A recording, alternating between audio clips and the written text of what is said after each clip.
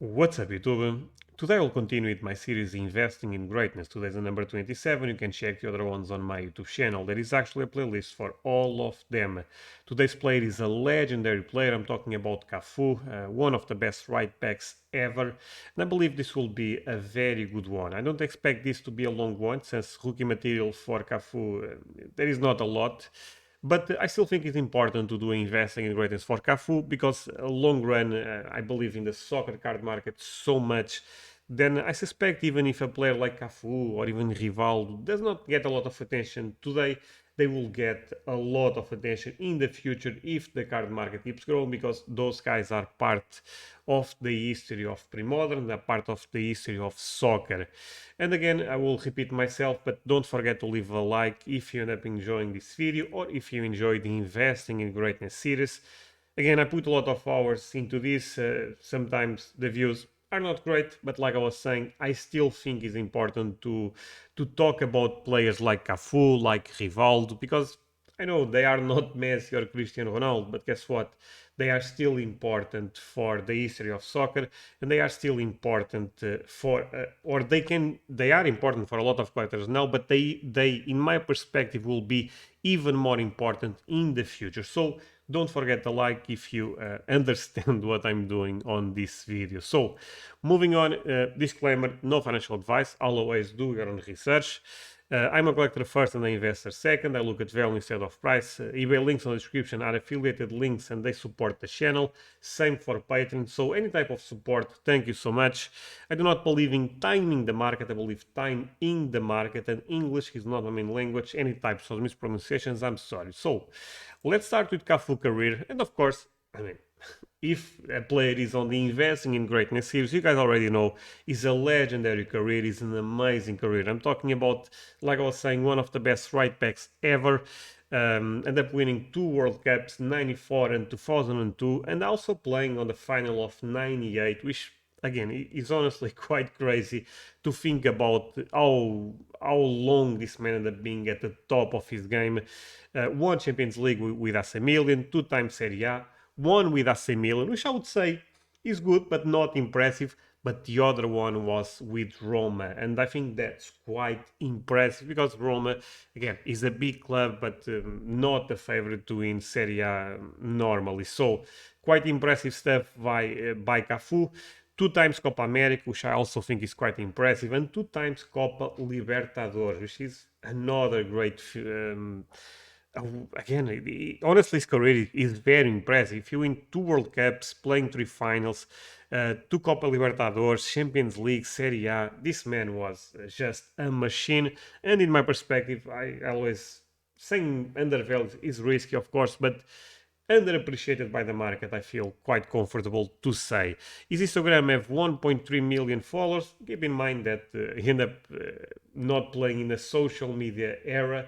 But if you know football, if you know soccer, you know Cafu. So one thing that I always like to remember is, come on, what a time when Brazil had Cafu on the right and Roberto Carlos on the left. Does not get much better than this. I think both have a strong claim to be the best left back ever and the best right back ever. Cafu, I would say, have stronger competition with Maldini. But that being said, I mean, I'm talking about two monsters, and Cafu was such a machine. And this career, of course, shows greatness. I think it's important to talk about Daniel Alves because I think he's the closest player to him in terms even of play style, to be fair.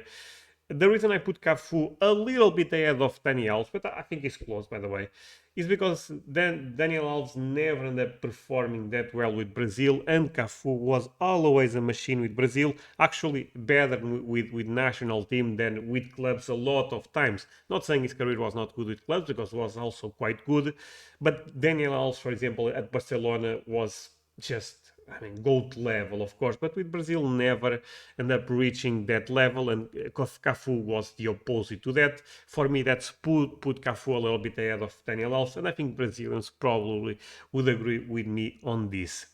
Moving on, my favorite memory, and this is a gift that I end up watching so many times growing up. If you guys don't know who is the person trying to catch Cafu, is again, a legendary player with the name Pavel Nedved, Ballon d'Or winner, but Cafu ended up destroying Nedved on this one. Such a great gif, and again, I could put him winning 2002 and running the pitch so happy. But I don't know. I always, every time I think about Cafu, I remember about this gif, and every time I think about Nedved, I also think about this gif. So I thought this was a fair memory to share. And come on, Brazilians' technique is just sometimes it's not even fair to be honest. Moving on, and let's talk about Cafu rookie material, Cafu rookie. In this case, there is only one true rookie for Cafu. And I think it's important to say one thing before I go talking about that sticker in particular. Look, things from Brazil. Be careful for one reason. We see recently a new Ronaldo Nazário Lima end up appearing, a new rookie. And we see this all the time, even in vintage with Pelé, stuff like that. There is always new things appearing all of a sudden. Brazil have, or had at least, a lot of pirate sets on the 90s, so don't be surprised if in the future there is another rookie or at least another card that may be considered rookie material for Cafu. Right now, this is the main one. Honestly, being Panini is the only one I care, but I also understand different folks probably have a different opinion on this one. I think this is a beautiful sticker. 91 Abril Campeonato Brasileiro. You guys are seeing also the album on the screen. As figurinhas Campeonato Brasileiro 91. This is in terms of... this is actually says Abril, but Panini and Abril are very connected nowadays. So for me, you can even make argument this is also Panini. Beautiful album, beautiful sticker, great card to collect if you want to have a piece of greatness for Cafu. And in my perspective, the holy grail sticker for Cafu. PSA total is 27, and the PSA 10 total is actually 0, being the top grade an 8. A PSA 6, I would say, recently sold for almost $800, which, again, a very good sale, but I also think we are talking about a very difficult sticker to find in that type of a grade. The PSA 6 seems a very good grade for Cafu. And again, I'm saying again a lot of times, but this man was actually one of the goats in his position, so you are truly investing in greatness. If you want to check this card out, I will leave a link on the description. There is a couple of them on eBay right now. Of course, this could be different when you see this video, so check the links on the description. Will be eBay affiliate links that supports the channel. And again, if you like my work, I think it makes sense to support the channel. So moving on, and apart from the rookie, everything is cheap. Of course, when I say cheap, what is cheap? For me, maybe not for you, and vice versa. But in a general way, I think it's fair to say that the rookie is the only card getting a crazy premium right now. If you look at first cards with Brazil, first cards in Europe, or even second year, knowing those are quite rare, to be honest, you should not pay a lot in my perspective. I think the market is quite soft for anything that is not a rookie for Cafu. So the one you guys are seeing on the screen, the first one is 92, is a second year card for Cafu, Panini Abril Campeonato Brasileiro. This card, actually, I was watching El Rey collection video and ended up showing this one in a recent submission that ended up coming back from PSA. And I honestly thought was a beautiful sticker.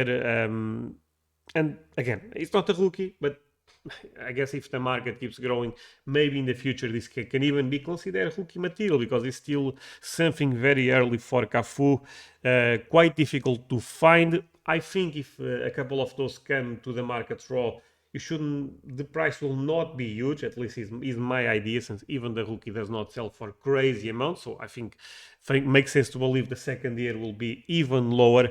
But it's a beautiful sticker. Check the last video from El Rey collection, actually a lot of pre-modern cards, and so I recommend watching that video. Beautiful submission by El Rey, and I think this is a beautiful sticker. Another one that people do not talk a lot, because I think there is an idea that the first club in Europe for Cafu was Roma, actually was Zaragoza. A lot of people honestly do not know this. There is a couple of things in Spain for Cafu, not a lot, to be fair, with Zaragoza. This is one that you find, I would say, quite often is a disc, was released by a newspaper with the name Sport, actually a very popular newspaper in Spain, is 94, and this is the first time playing in Europe, so in this case playing for Zaragoza. I think there is some mystery there. I think some people look, big part of the market don't like this, but actually there is a niche, a good amount of niche collectors that love this weird type of releases, and this could be a fun card to collect. And like I said, this is the first time for Cafu playing in a major league. Again, if you just count European League like the top leagues, a big part of the market probably agrees with me on that. Of course, I prefer the Brazilian releases, but this is the first time playing in Europe. Now, looking back at things with Brazil, look, on 94, I end up choosing this card, the Upper Deck card, but there is a lot of stuff in 94. There is a bunch of different stickers, Navarrete, Panini, stickers from Portugal in 94, a lot of stickers from Brazil in 94. So you have a lot of choices. Of course, some will be quite more rare than the others. I think in the end, right now the market is, I would say, again, is not very explored for Cafu, so you can find most of the things quite cheap, even if they are difficult to find. End up choosing the card. The card is actually one of the easiest ones to find. It's from Upper Deck 94. But like I said, there is a lot of alternatives. I just thought the card looked good. There is also even a better looking one on Upper Deck that is more like, is not yet shot, but is more similar to that. The next card is 98 Panini. So as you can see, I end up choosing, since this may end up being a machine at World Cup level, end up choosing the 94, 98 and 2002, since he played both, not both, in all three World Cup, actually, like I said, in World Cup finals. So 98 Panini is a beautiful card. I also think this, from all of the trees you guys are seeing on the screen, is probably the most difficult one to find. But again, not very expensive. And I'm not saying true rarity, so don't think I'm saying this is really difficult to find. No, it's not the case at all. Condition rarity is a different conversation, but I think it's a beautiful card for Cafu, and I honestly like this card quite a lot. I would say probably my favorite one is the 2002. Again, also quite easy to find, but I really like the design. I like that there is a defender on the ground. Maybe not even a defender. I'm assuming a defender, but I'm not sure about that. But I really love the design for this Cafu card. A beautiful card to own in your collection. For example, let's say the rookie is a little bit too expensive for you. Look, you can have a 94, 98 and 2002 card for Cafu, and in my perspective, this is special. I mean, three World Cups, having a card for one of the best right backs ever. Come on, this feels special for me, and I love it, basically. And if you guys want some more ultra modern, there is a couple of releases with Cafu autos. I like the Prism. I think Prism is a historical set in the pre-modern era. And again, even Prism autographs, they are not super expensive for Cafu. I will leave links for a couple of the cards you guys are seeing on the screen, so check the link below the video. Again, eBay affiliate link, you guys already know the deal. Before I start talking about the market for Cafu, to finalize my thoughts, honestly, let me say one thing. I will go very fast on this one. There is a Q&A every week on my Patreon, so I put the Q&A every Wednesday and the extra audio on Saturday. So if you love my content on YouTube, very likely scenario you love my content on Patreon. And again, if you guys really enjoy my content, and if you are not part of the Patreon, you are missing a lot of content. In the last couple of months, I'm answering more than 300 questions. I think my community there is an amazing community, so feel free to join. You need to pay around $10. I try to provide enough value to justify that. And apart from that, again, you are supporting me and supporting all the time I've been putting into this YouTube channel. But let's say $10 a lot of money to you. Totally fine. One thing that is free is actually my Discord. I think it's an amazing place to learn about the soccer card market, to learn and share. So check the link also below the video. We are more than 500 members, not that far from 600 members. So very proud of the community there. I will leave both links in below the video on the description. So to finalize my thoughts on Cafu, Cafu market is honestly not super strong. The recently sale that I saw on PLCC was a BGS 3.5 that sold for less than $200. Again, BGS slabs always get a huge discount, but I think the market is honestly quite soft. Not only for Cafu, for basically almost every player right now. But again, if you believe in the soccer card market long run, this could be a good time to acquire a couple of historical stickers, epic stickers in my perspective. Actually, the epic stuff is from my friend Al Rey Collection. He always says epic cardboard, and he's correct. I mean, a lot of stuff is epic cardboard in soccer. So, a PSA 6 recently, like I was saying, sold for almost I'll say $800, but look at this. At the Mania, at the peak of the market or close to that, a PSA 2 was selling for $400. Of course, right now, for that amount of money, you probably can buy, I would say, maybe a 5 or maybe even a 6, who knows. So yeah, the market is down, but I think this is more an opportunity than anything else, to be honest. So, like I was saying, upper deck cards are quite easy to find, but look at this. SGC 8.5 sold for $5. So the person ended up not even getting the money for the slab. I mean, seems like a great buy. $5, first World Cup for Cafu. And look at this. There is a lot of crazy sales actually on eBay for Cafu.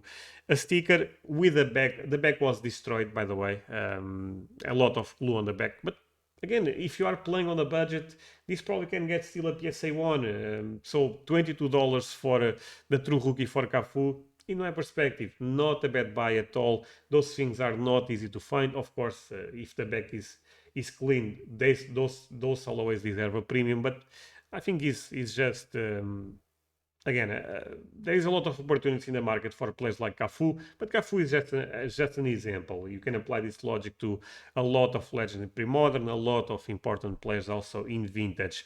And for example, this card, the Panini 98, which I honestly think is one of the most difficult cards to find on this logic that I'm presenting with all the 3 World Cup cards.